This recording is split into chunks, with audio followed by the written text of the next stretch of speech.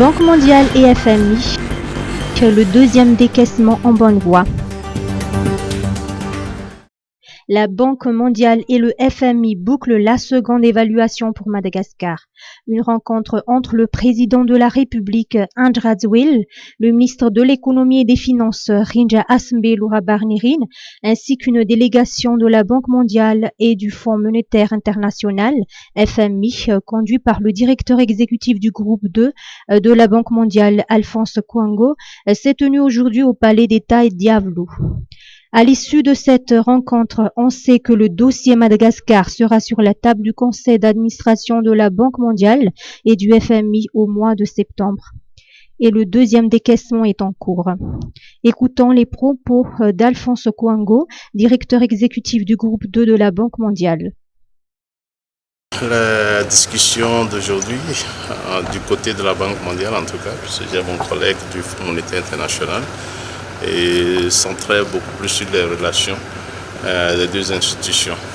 Et le Madagascar est présentement une très bonne relation avec la Banque mondiale et c'est pourquoi le financement que nous octroyons, le pays a beaucoup augmenté et nous comptons continuer à pousser pour avoir plus de ressources pour le développement du pays.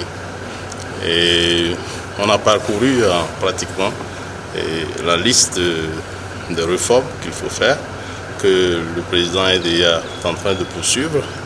On a aussi parlé de la sécurité alimentaire qui présentement est en train d'affecter toute la planète, pas seulement Madagascar, mais nous tenons à soutenir le pays pour l'urgence alimentaire, mais aussi pour planifier pour le futur. Il faut que le secteur devienne résilient et aussi que le pays devienne indépendant et au lieu de dépendre des importations. Donc pour la consommation, nous avons parlé du secteur de l'électricité, un secteur amélioré. Nous avons parlé de la digitalisation